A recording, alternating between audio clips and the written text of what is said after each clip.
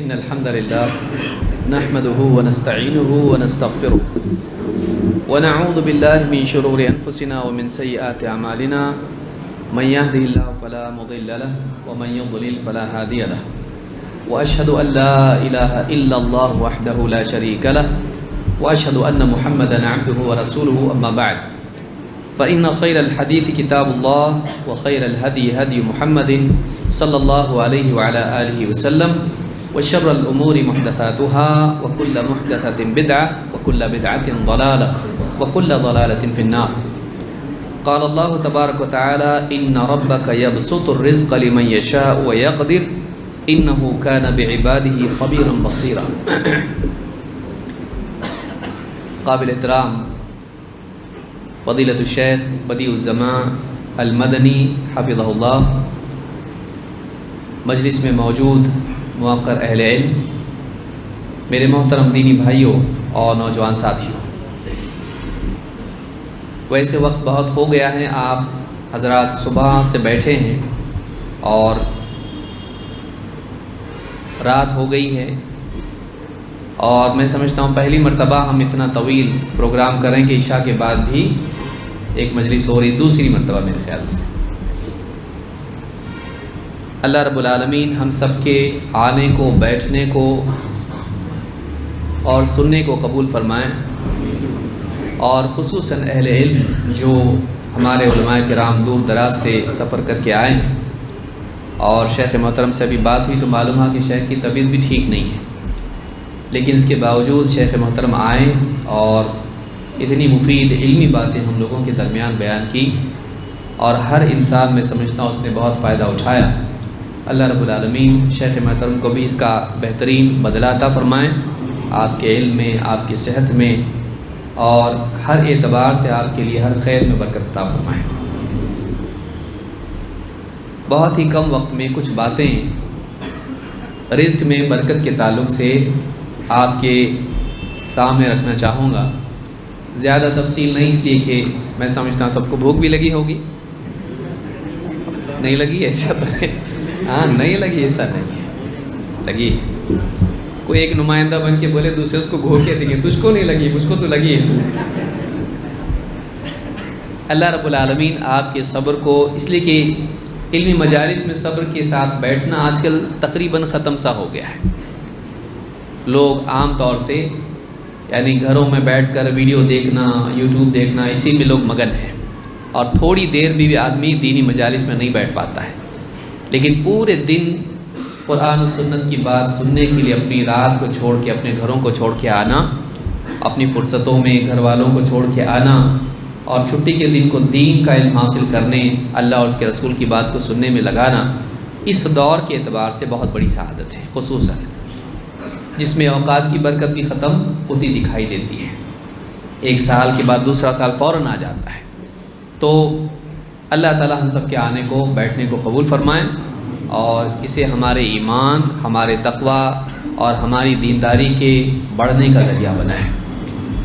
اللہ رب العالمین نے قرآن کریم میں فرمایا ان ربک یبسط الرزق لمن یشاء ویقدر، یہ تیرا رب ہے جو رزق میں جس کے لیے چاہتا ہے رزق کو پھیلا دیتا ہے، اور جس کے لیے چاہتا ہے رزق کو تنگ کر دیتا ہے۔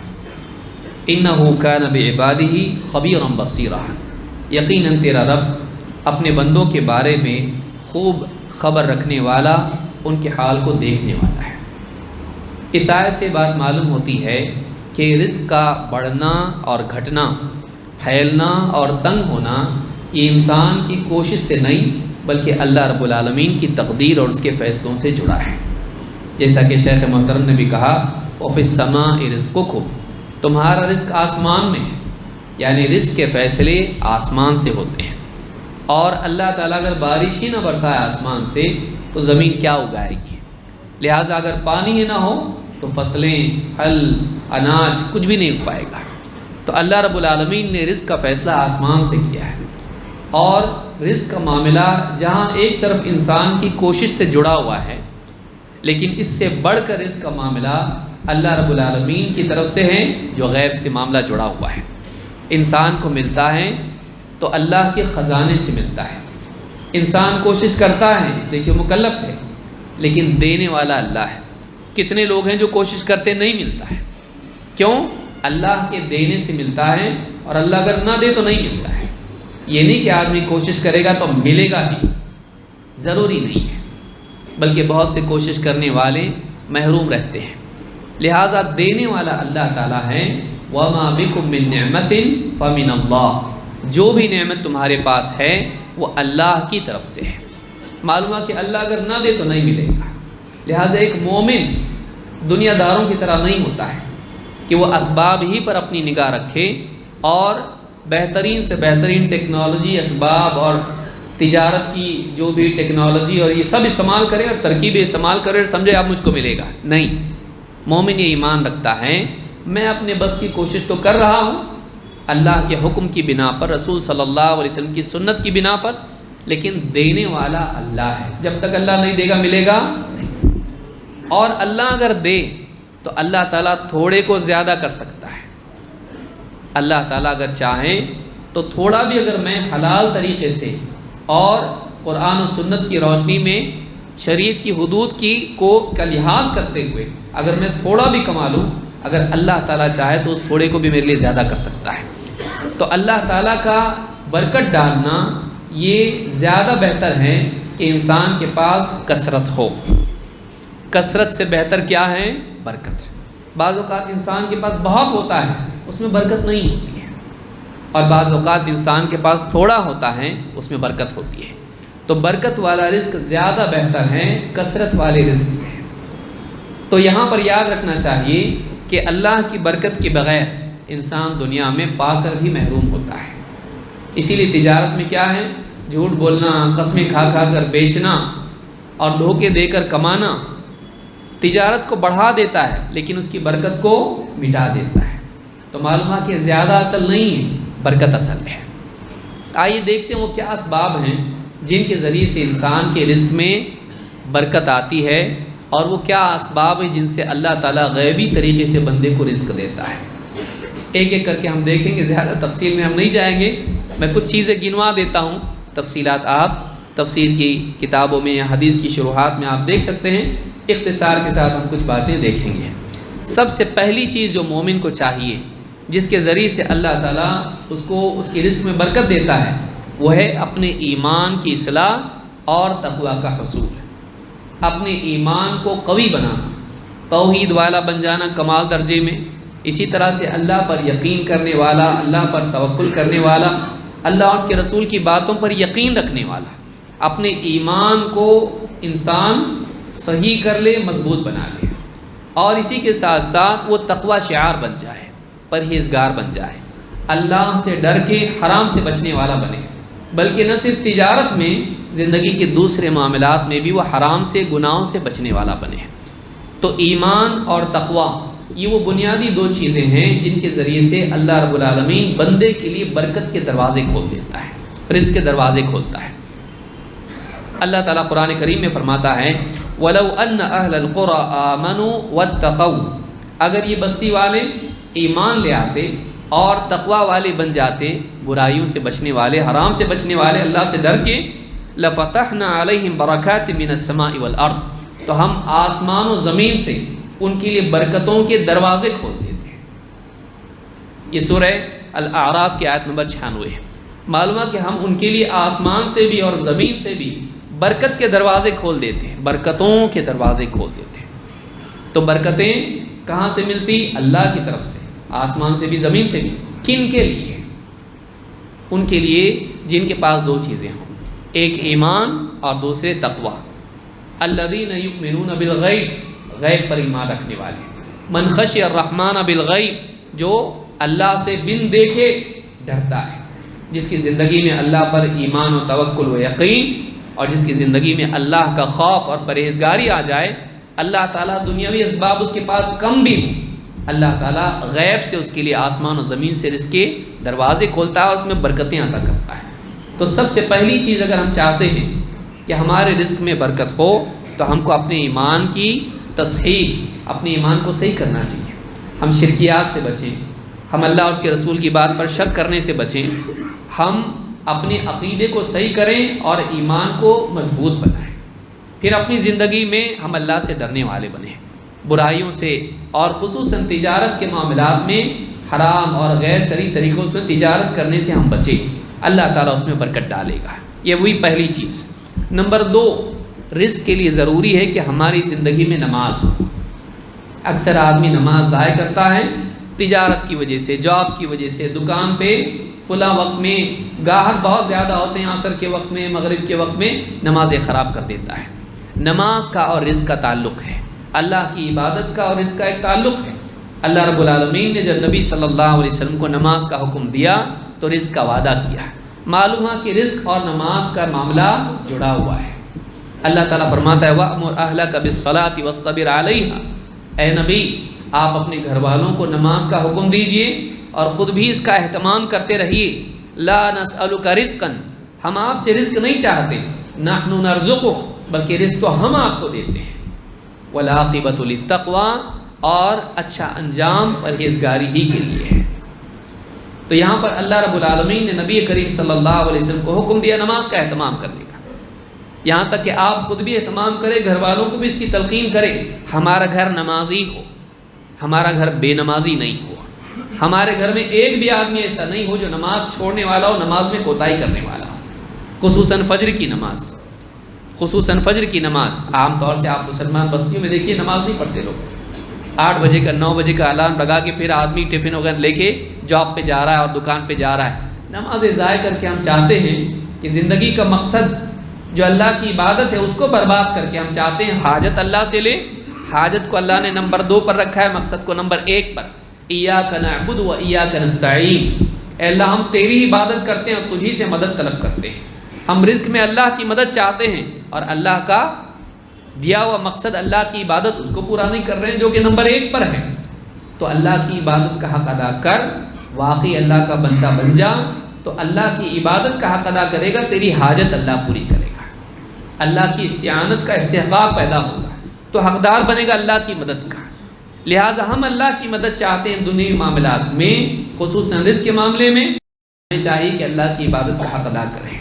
تو لہٰذا یہاں پر معلوم ہوا اللہ نے فرمایا اے نبی ہم آپ سے رزق نہیں چاہتے کہ آپ اپنی پوری زندگی کی صلاحیتیں، قوتیں رزق کی طلب میں لگا دیں اپنے لیے یا اللہ کے لیے، نعوذ باللہ۔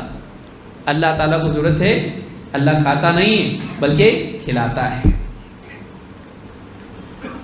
تو یہاں پر کہا کہ لا نسألک رزقا نحن نرزقک، ہم آپ کو رزق دیتے ہیں، والعاقبۃ للتقوی، اور اچھا انجام پرہیزگاری کے لیے۔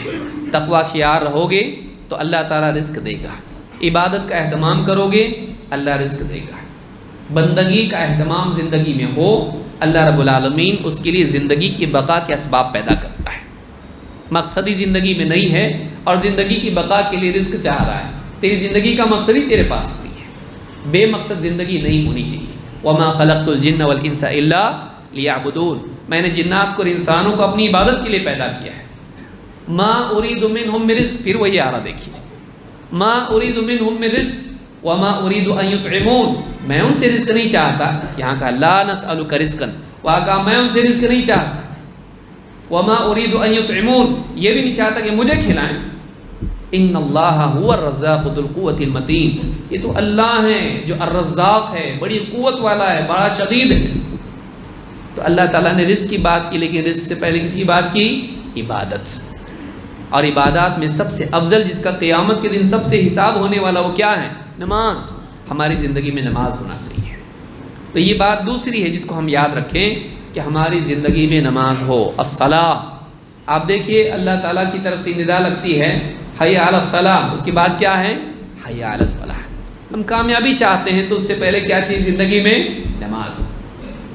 فَإِذَا قُضِيَتِ الصَّلَاةُ فَانتَشِرُوا فِي الْأَرْضِ وَابْتَغُوا مِنْ فَضْلِ اللَّهِ، جب نماز تمہاری ہو جائے زمین میں پھیل جاؤ، اللہ کا فضل تلاش کرو۔ اللہم انی اسألک من فضلک، آدمی نماز پڑھ کے باہر نکلتا ہے مسجد سے کیا دعا کرتا ہے؟ اے اللہ میں تجھ سے تیرا فضل چاہتا ہوں۔ تو پہلے یہاں اپنی ذمہ داری پوری کر، مقصد کے مطابق تو نماز پڑھ، اب اس کے بعد اللہ سے رزق طلب کرنے کا، اللہ کا فضل طلب کرنے کا حقدار تو بن جاتا ہے۔ لہٰذا ہم اگر اللہ سے رزق چاہتے ہیں نمازوں کا اہتمام ہماری زندگی میں ہو۔ نمبر 3، اپنے مالوں کی زکوٰۃ ہم دینے والے بنے ہیں۔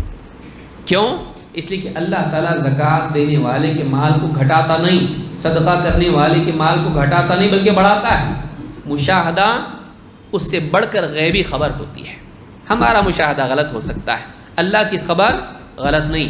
ہماری نظر جھوٹی ہو سکتی ہے، نبی کی خبر جھوٹی نہیں ہو سکتی۔ تو اللہ کیا فرماتا ہے؟ وَمَا آتَيْتُم مِّن زَكَاةٍ وَمَا آتَيْتُم مِّن زَكَاةٍ تُرِيدُونَ وَجْهَ اللَّهِ، جو بھی زکوٰۃ تم دیتے ہو، زکوٰۃ کا کچھ حصہ تم دیتے ہو جس میں تم اللہ تعالیٰ کی رضا چاہتے ہو، اللہ کے دیدار کی خاطر، آخرت میں قیامت کے دن تم زکوٰۃ دیتے ہو، فَأُولَٰئِكَ هُمُ الْمُضْعِفُونَ، یہی لوگ ہیں جو اپنے مال کو بڑھانے والے ہیں۔ معلوم ہے کہ زکوٰۃ دینے میں مال کا کیا ہے؟ بڑھنا ہے، گھٹنا نہیں ہے۔ اسی طرح سے اللہ تعالیٰ فرماتا ہے یمحق اللہ الربا ویربی الصدقات، اللہ تعالیٰ سود کو گھٹاتا ہے، مٹاتا ہے، اور زکوٰۃ اور صدقات کو کیا کرتا ہے؟ بڑھاتا ہے۔ آخرت میں کئی گنا بڑھا کے اللہ اس کا اجر دے گا، لیکن صرف آخرت میں نہیں بلکہ اللہ تعالیٰ بھی دنیا میں بڑھا کے اس کو دیتا ہے۔ حدیث قدسی میں اللہ کے نبی صلی اللہ علیہ وسلم فرماتے ہیں، اللہ تعالیٰ کا فرمان ہے اے ابن آدم تو خرچ کر، میں تجھ پر خرچ کروں گا۔ یہاں سے دے گا، وہاں سے لے گا، جب تک دے گا نہیں لے گا نہیں۔ لینے کا حق پیدا کرنے کے لیے دینے والا بننا پڑے گا۔ تو آدمی اپنے مال میں سے زکوٰۃ و صدقات کا اہتمام کرے، یہ بندوں کو دے گا، رب العالمین اس کو دے گا۔ روک روک کے رکھے گا، باندھ باندھ کے رکھے گا، گن گن کے گڈی بنا کے رکھے گا تو اتنا ہی رہے گا، بڑھے گا نہیں۔ ہاں، گن گن کے برابر ربر بینڈ لگا کے رکھتا ہے نا، تو گن گن کے رکھے گا تو یہاں کمی کرے گا دینے میں۔ اللہ کیوں دے تجھ کو؟ دینے والوں کو اللہ دیتا ہے۔ تو صدقہ اور زکوٰۃ اس کو دے، خیر کے کاموں میں خرچ کر۔ تو یہ بھی زکوٰۃ دینا، صدقات کا اہتمام کرنا بھی رزق کو بڑھاتا ہے، اللہ کی طرف سے ملتا ہے۔ اسی طرح سے اجتماعیت کا اہتمام کرنا، خصوصاً کھانے پینے میں۔ اللہ کے نبی صلی اللہ علیہ وسلم فرماتے ہیں کلوا جمیعا ولا تفرقوا، مل کے کھاؤ، الگ الگ نہیں، آپس میں متفرق نہ ہو جاؤ۔ فإن البرکۃ مع الجماعہ، اس لیے کہ برکت جماعت کے ساتھ ہوتی ہے۔ مل جل کے کھاؤ گے اس میں برکت ہوگی۔ ایک آدمی کا کھانا 2 کے لیے کافی ہو جاتا ہے، 2 کا 3 کے لیے کافی ہو جاتا ہے، 3 کا 4 کے لیے کافی ہو جاتا ہے۔ تو مل کے ہم لوگ اگر کھائیں گے تو تھوڑا بھی ہمارے لیے کیا ہو جائے گا؟ گھر والوں کے لیے یا سماج میں زیادہ ہو جائے گا۔ اس لیے اجتماعیت کا اہتمام ہونا چاہیے۔ آپ نے علی الاطلاق کہا اور ایک مثال کے طور پر کھانے کی مثال بیان کی، ورنہ عمومی طور پر کیا فرمایا؟ فإن البرکۃ مع الجماعہ، برکت جماعت کے ساتھ ہوتی ہے۔ تو اجتماعیت کا معاملہ ہماری زندگی میں ہونا چاہیے، چاہے وہ کھانے کا معاملہ ہو یا زندگی کے دوسرے معاملات ہوں۔ آپ دیکھیے جب اجتماع، جیسے شیخ نے بھی کہا کہ یعنی مسلمانوں کے پاس بیت المال وغیرہ کا نظام ہونا چاہیے، جب اجتماعی طور پر لوگوں کا مال جمع ہوتا ہے تو اس کے ذریعے سے خیر سماج میں وجود میں آتی ہے، بشرطے کہ وہ امانت داری اور غیر جانبداری کے ساتھ میں ہو۔ بشرطے کہ کیا ہو؟ امانت و خیانت نہیں ہو، اور پھر میرے رشتہ داروں کو میں دے رہا ہوں، فلاں کو نہیں دے رہا ہوں، میرے دوستوں کو اپنے ووٹ بڑھانے کے لیے میں مدد کر رہا ہوں، یہ مزاج نہیں۔ اگر ایسا ہو تو پھر سماج میں فلاح وجود میں آتی ہے۔ تو یہ بھی ایک چیز ہے کہ اجتماعیت ہونا چاہیے۔ یہ حدیث ابن ماجہ نے روایت کی اور صحیح حدیث ہے۔ اسی طرح سے کھاتے وقت میں بسم اللہ بولنا، یہ بھی رزق میں برکت کا ذریعہ ہوتا ہے۔ وحشی بن حرب کہتے ہیں ان اصحاب النبی صلی اللہ علیہ وسلم قالوا یا رسول اللہ انا ناکل ولا نشبع، اللہ کے رسول صلی اللہ علیہ وسلم کے صحابہ نے آپ سے کہا اے اللہ کے رسول ہم کھاتے تو ہیں لیکن سیر نہیں ہوتے، کھا کے بھی پیٹ نہیں بھرتا، جی نہیں بھرتا، کیا کریں؟ قال فلعلکم تفترقون، کہا کہ شاید کہ تم الگ الگ کھاتے ہو، بکھر کے کھاتے ہو۔ قالوا نعم، کہا ہاں ایسا ہی معاملہ ہے۔ قال فاجتمعوا علی طعامکم واذکروا اسم اللہ علیہ یبارک لکم فیہ، کہا مل کے کھاؤ، کھانے پر جمع ہو کر مل کے کھاؤ اور اللہ کا نام لے کے کھاؤ، کھانے سے پہلے بسم اللہ بول کے کھاؤ، یبارک لکم فیہ، تمہارے کھانے میں تمہارے لیے برکت ڈالی جائے گی۔ معلومات کہ رزق میں برکت کیسے ملتی ہے؟ جب اس پر اللہ کا نام لیا جاتا ہے۔ کتنی مرتبہ ہم بچوں کو بھی نہیں بولتے، بسم اللہ بول کے کھاتے، یاد رہتا نہیں، آدمی اٹھایا کھا لیا، بسم اللہ نہیں بولا، گھر والوں کو تلقین نہیں کرتا۔ اجتماعی طور پر گھر میں جب کھا بھی رہے ہیں، دسترخوان پہ بڑا آدمی گھر کا ہے، بسم اللہ تھوڑے آواز سے بول لیا، بھولا ہوا یاد کر لیتا اس کو۔ تو گھر میں کھانے میں بسم اللہ کا اہتمام ہونا چاہیے، بسم اللہ کا اہتمام ہونا چاہیے۔ یہ حدیث مسند احمد، ابو داؤد، ابن ماجہ، ابن حبان اور حاکم میں موجود ہے اور حسن درجے کی ہے۔ اسی طرح سے نمبر 6، اللہ کی شکر گزاری زندگی میں ہونا چاہیے۔ جمع کرتا رہتا ہے اور ناشکر، کاش کہ اتنا ہوتا، اللہ نے کم دیا، اس کو دیکھو کتنا دیا، مجھ کو نہیں دیا۔ اللہ تعالیٰ نے جو کچھ دیا بہت ہے۔ بندہ اللہ کا شکر ادا کرے، دل سے اللہ تعالیٰ کے لیے احسان مندی کا جذبہ ہو، زبان سے اللہ کی حمد ہو، اور زندگی میں اللہ کے دیے ہوئے کو اللہ کی مرضیات کے مطابق اللہ کی شریعت کا پابند ہو کے خرچ کرے۔ اگر ان 3 کاموں کا اہتمام کرے تو یہ شکر گزار ہے۔ میرا کمال ہے نہیں، اللہ نے دیا، اللہ کا احسان ہے۔ اپنی زبان سے اپنی تعریف نہیں، دیکھو میں کتنا ایکسپرٹ ہوں، کتنا کماتا ہوں، نہیں، اللہ نہیں دیتا تو نہیں ملتا، میں فقیر کا فقیر رہ جاتا، اللہ کا دیا ہوا ہے۔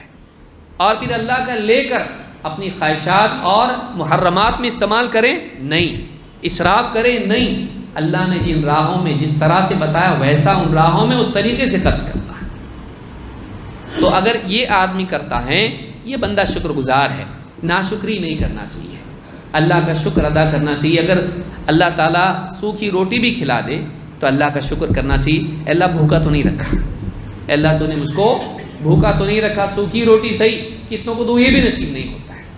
لیکن آدمی کیا کہتا ہے، اس کے ساتھ سالن ہوتا تو کتنا اچھا، اور سالن کے ساتھ اچار ہوتا تو کتنا اچھا۔ تو آدمی جتنا ملتا ہے اس پر شکر نہیں کرتا ہے، شکایت کرتا ہے، کمی کا اظہار کرتا ہے، یہ نہیں ہونا چاہیے۔ اللہ تعالیٰ نے زیادتی کا اور اپنی طرف سے مزید عطا کا وعدہ کیا ہے شکر کے ساتھ، شکر پر کیا ہے۔ اللہ تعالیٰ فرماتا ہے قرآن کریم میں، وَإِذْ تَأَذَّنَ رَبُّكُمْ لَئِن شَكَرْتُمْ لَأَزِيدَنَّكُمْ، اور تمہارے رب نے تمہیں بتا دیا ہے، تأذنا، تمہیں اس بات کو، اعلم علماء کہتے ہیں اس کا مطلب کیا ہے، اللہ نے تم کو بتا دیا ہے، اس کی خبر دے دی ہے، کیا، لَئِن شَكَرْتُمْ لَأَزِيدَنَّكُمْ، اگر تم شکر کرو گے تو تمہیں ہم اور بڑھا کے دیں گے۔ معلوم ہوا کہ اللہ کی طرف سے اضافہ ہوتا ہے بندے کے شکر پر۔ ہم شکر گزاری کا مظاہرہ کریں، اللہ تعالیٰ کا شکر کریں، اے اللہ جتنا بھی دیا نے بہت دیا، میری کوئی لائقی تھی، میں لائق تھا دینے کے نہیں، لیکن تو نے اپنے رحم و کرم سے احسان کیا اور مجھ پر رحم کر کے عطا کیا، ورنہ میں تو اتنے کا بھی استحقاق نہیں رکھتا، میرے گناہوں کو دیکھا جائے تو میں دینے لائق نہیں، لیکن اے اللہ میری کوتاہیوں کے باوجود، عبادات میں کوتاہی، حقوق کی ادائیگی میں کوتاہی، اس کے باوجود جو کچھ بھی تو دے رہا ہے بہت بڑا احسان ہے تیرا فضل ہے، ورنہ میں تو اس کے بھی لائق نہیں تھا۔ تو یہ احساس انسان کے اندر ہو، شکر گزاری، اللہ کی عطا پر اللہ کا شکر کرنا، یہ بھی اللہ نے کیا فرمایا، لَأَزِيدَنَّكُمْ، ہم بڑھا کے تم کو دیں گے۔ تو اللہ کی طرف سے نعمتوں کی زیادتی ہوتی ہے جب بندے کی طرف سے شکر کا اظہار ہوتا ہے، ظاہراً و باطناً۔ نمبر 7، آپس میں جب خصوصاً گھر میں جائیں، گھر میں سلام کرنا ہے۔ گھر میں جائیں تو کیا کریں، سلام، جاتے نہیں پوچھنا، جاتے ہی نہیں پوچھنا کہ کیا بنا ہے۔ گھر میں جاتے آدمی کیا کرنا، گھر میں کیا بنا ہے، پہلا سوال ہی رہتا ہے۔ گھر میں جانے کے بعد جاتے ہی داخل ہوتے وقت میں کیا کریں، سلام کریں۔ اللہ تعالیٰ قرآن کریم میں فرماتا ہے، فَإِذَا دَخَلْتُمْ بُيُوتًا فَسَلِّمُوا عَلَىٰ أَنفُسِكُمْ، جب تم اپنے گھروں میں جاؤ گھر والوں پر سلام، ان کو سلام کرو، تحیۃ من عند اللہ مبارکۃ طیبہ، یہ اللہ کی طرف سے تحیہ ہے، سیلوٹیشن جس کو کہتے ہیں، ایک دوسرے کو سلام کرنے کا طریقہ ہے، مبارک اور طیب ہے۔ حدیث میں اللہ کے نبی صلی اللہ علیہ وسلم، حضرت انس بن مالک کہتے ہیں، قال علی رسول اللہ صلی اللہ علیہ وسلم، یا بنی اذا دخلت علی اہلک فسلم یکون برکۃ علیک وعلی اہل بیتک۔ اللہ کے رسول صلی اللہ علیہ وسلم نے کہا، اے بچے، اے بیٹے، جب تو اپنے گھر والوں پر داخل ہو، گھر میں جائیں گھر والوں کے پاس، فسلم، انہیں سلام کر، یکون برکۃ علیک وعلی اہل بیتک، یہ تیرے اوپر بھی اور تیرے گھر والوں پر بھی برکت کا ذریعہ بنے گا۔ موٹا موٹا سلام ہے۔ پھر گھر میں کوئی ناریل، لیمو، گڑیا اور کعبے کا دروازہ لٹکانے کی ضرورت نہیں ہے، کیل ٹھوکنے کی ضرورت نہیں ہے۔ کیا نہیں کرتا ہے آدمی، بس گھر میں جا کے سلام کرے، کسی قسم کے عملیات کی ضرورت نہیں ہے، سلام کرے، یہ چھوٹا موٹا عمل ہے، لیکن اس کے ذریعے سے تیرے لیے اور گھر والوں کے لیے برکت ہوگی۔ گھروں میں ہم برکت چاہتے ہیں، اس کا طریقہ کیا ہے، سلام، آتے وقت بھی سلام اور جاتے وقت بھی سلام۔ خصوصاً آتے وقت میں. تو یہ ترمذی کی روایت ہے. نمبر 8، تجارت میں سچائی ہونی چاہیے، جھوٹ اور دھوکہ نہیں ہونا چاہیے. برکت تجارت میں مہارت سے نہیں آتی ہے، صداقت اور امانت سے آتی ہے. اس کو یاد رکھیں گے. بہت ایکسپرٹ ہے تجارت میں، اس سے برکت آتی نہیں. آدمی کی بات میں صداقت اور اس کی ڈیلنگ میں امانت اگر ہو تو اس میں اللہ تعالیٰ برکت ڈالتا ہے. اللہ کے نبی صلی اللہ علیہ وسلم فرماتے ہیں البیعان بالخیار ما لم یتفرقا. آج دن بھر میں کئی بار یہ حدیث آپ نے سنی ہوگی کہ لین دین کرنے والے، تجارت کرنے والے، ان کو اختیار ہوتا ہے اپنے معاملے کو ختم کرنے کا، یہاں تک کہ وہ الگ ہو جائیں. جب تک الگ نہیں ہوتے اختیار ہے. الگ ہو گئے، ڈیل کلوز ہوگی، بات پکی ہوگی. فَإِن صَدَقَا وَبَيَّنَا بُورِكَ لَهُمَا فِي بَيْعِهِمَا. اگر وہ اپنے معاملے میں، لین دین میں سچائی کا اہتمام کریں اور اپنی چیز کی حقیقت کو بیان کر دیں، جھوٹ نہ بولیں بلکہ اس کا عیب اگر ہے تو اس کو بیان کریں، اگر اعلیٰ ہے ادنا ہے اس کی حقیقت بیان کر دیں. بُورِكَ لَهُمَا فِي بَيْعِهِمَا. ان کی تجارت میں برکت ڈالی جاتی ہے. وَإِن كَذَبَا وَكَتَمَا مُحِقَتْ بَرَكَةُ بَيْعِهِمَا. اور اگر وہ جھوٹ بولیں اور اپنی چیز کے عیب کو چھپا جائیں تو ان کی تجارت کی برکت کو مٹا دیا جاتا ہے. اس حدیث کو امام البخاری مسلم دونوں نے روایت کیا ہے. اس حدیث سے معلوم ہوتا ہے کہ سچائی اور امانت داری سے تجارت میں برکت آتی ہے، جو کہ مشاہدے کے بالکل الٹا ہے.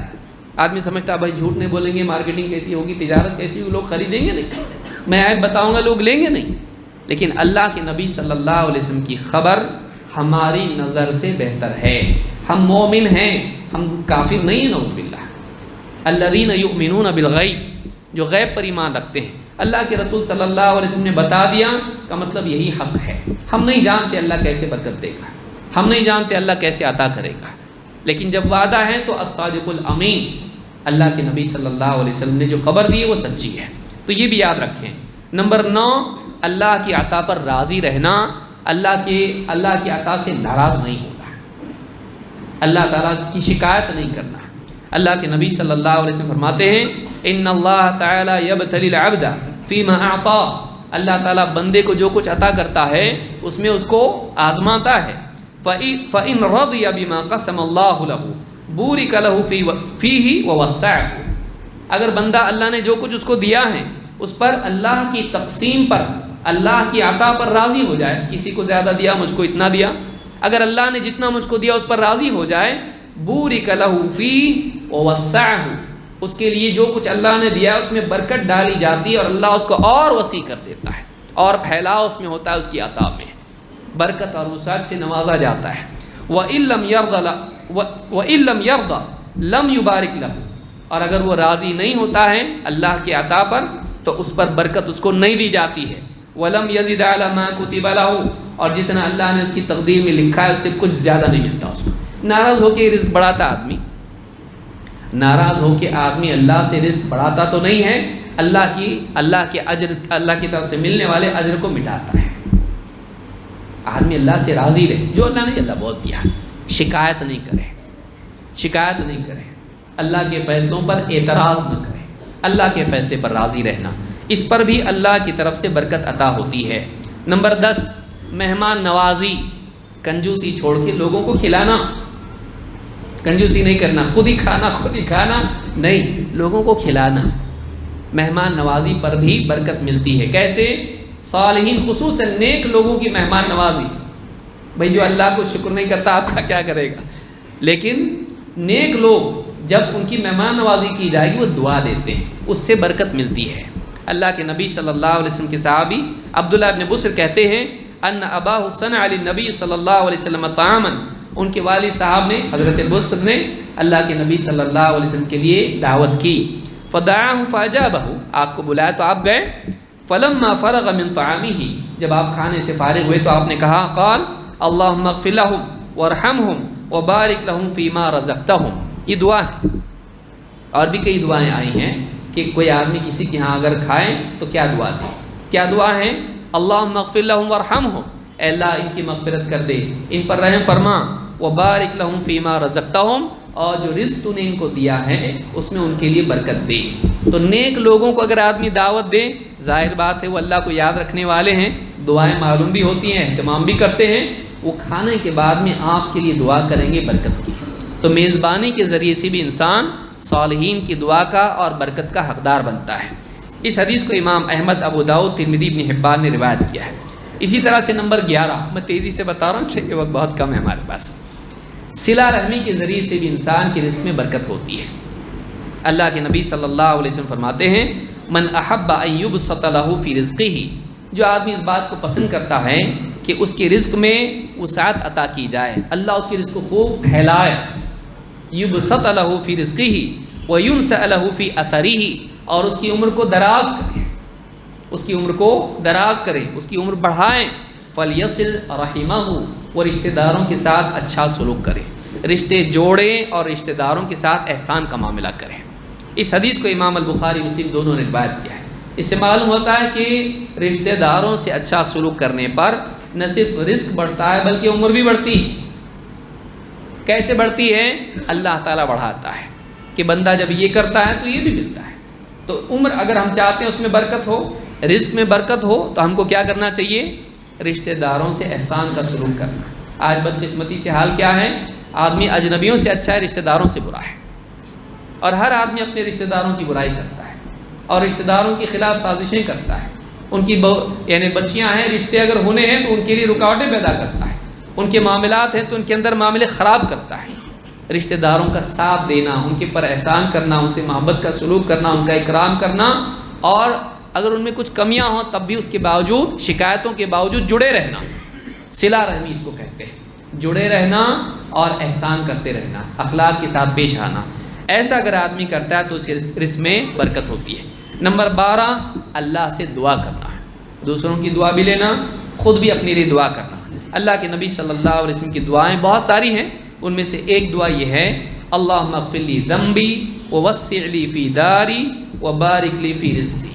اے اللہ میری خطاؤں کو معاف کر دے اور میرے گھر میں برکت دے اور میرے رزق میں بھی برکت عطا فرما. میرے گھر میں وسعت پیدا کر اور میرے رزق میں برکت عطا فرما. تو یہاں پر ایک دعا ہم کو ملتی ہے، وہ بارک لی فی رزقی، اے اللہ میرے رزق میں برکت دے دے.